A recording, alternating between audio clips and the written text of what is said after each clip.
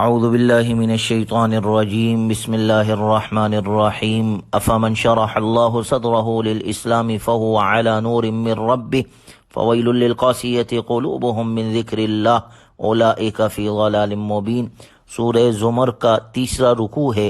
اللہ تبارک و تعالی کا ارشاد مبارک ہے، پس اللہ نے جس کا سینہ اسلام کے لیے کھول دیا وہ اپنے رب کی طرف سے نور پر ہے، سو ہلاکت ہے ان لوگوں کے لیے جن کے دل اللہ کے ذکر کی جانب سے سخت ہے، یہ لوگ کھلی گمراہی میں ہیں۔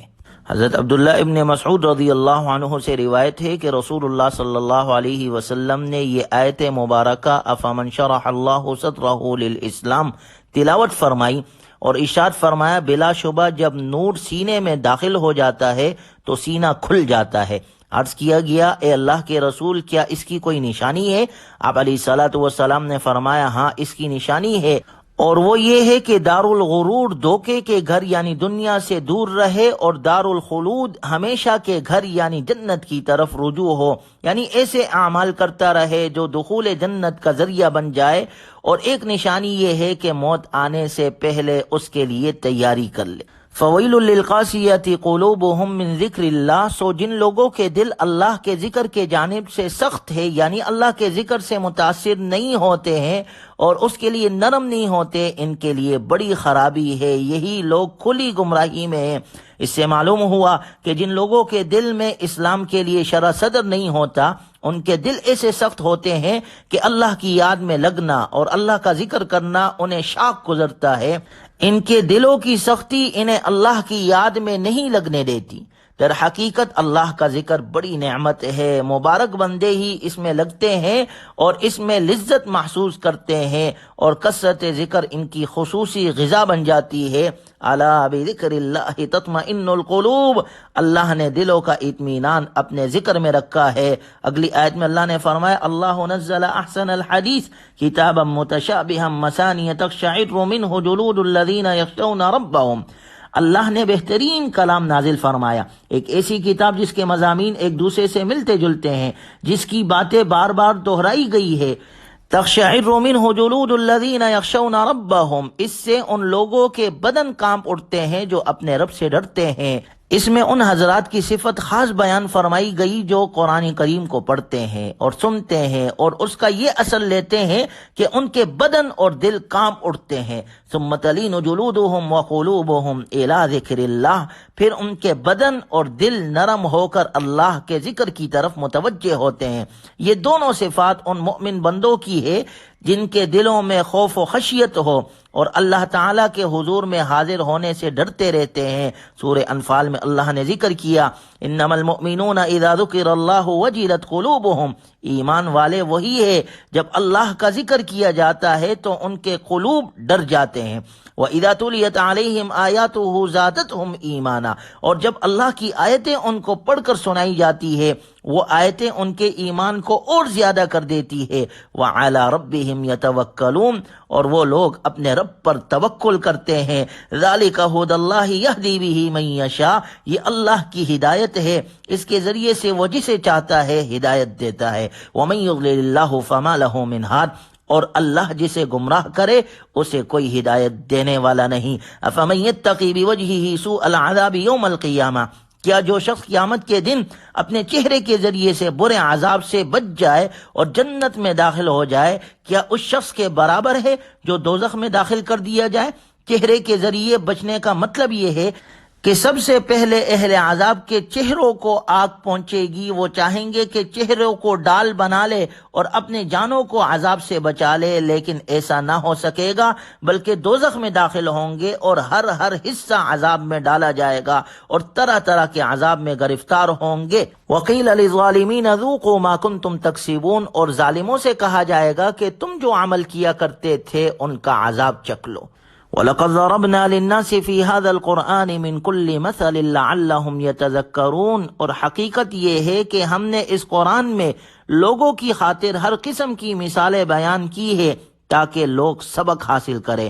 اگلی آیت میں اللہ کا ارشاد ہے، ضرب اللہ مثلا رجلا فیہ شرکاء متشاکسون ورجلا سلما لرجل، اس آیت مبارکہ میں اللہ تعالیٰ نے ایک مثال سے وضاحت کی ہے کہ ایک غلام جو کئی آدمیوں کی مشترک ملکیت میں ہو اور وہ کئی آدمی بھی آپس میں جھگڑتے رہتے ہو، اور وہ غلام ہمیشہ پریشانی کا شکار رہتا ہے کہ کس کی بات مانوں اور کس کی نہ مانوں، جبکہ اس کے برخلاف وہ غلام جو کسی ایک ہی آقا کی ملکیت میں ہو، اس پر یہ پریشانی پیش نہیں آتی، وہ یکسو ہو کر اپنے مالک کی اطاعت کر سکتا ہے۔ اسی طرح جو شخص توحید کا قائل ہے وہ ہمیشہ یکسو ہو کر اللہ ہی کو پکارتا ہے اور اسی کی عبادت کرتا ہے۔ اس کے برخلاف جن لوگوں نے کئی خدا گڑھ رکھے ہیں، وہ کبھی ایک چھوٹے دیوتا کا سہارا لیتے ہیں، کبھی دوسرے کا، انہیں کوئی یکسوئی میسر نہیں آتی۔ اس طرح یہ مثال توحید کی دلیل بھی ہے اور اس کی حکمت بھی۔ فمن اظلم ممن كذب على الله وكذب بالصدق اذ جاءه اليس في جهنم مثوى للكافرين، پس اس سے بڑھ کر کون ظالم ہے جس نے اللہ پر جھوٹ باندھا اور سچ کو جھٹلایا جب وہ اس کے پاس آیا، کیا دوزخ میں کافروں کا ٹھکانہ نہیں؟ والذی جاء بالصدق وصدق به اولئک هم المتقون، اور جو شخص سچ کو لے کر آیا اور سچ کی تصدیق کی، یہی وہ لوگ ہیں جو متقی ہے۔ لہم ما یشاؤون عند ربہم، ان کے لیے ان کے رب کے پاس وہی ہے جو وہ چاہے۔ ذالک جزاء المحسنین، یہ بدلہ ہے اچھے کام کرنے والوں کا۔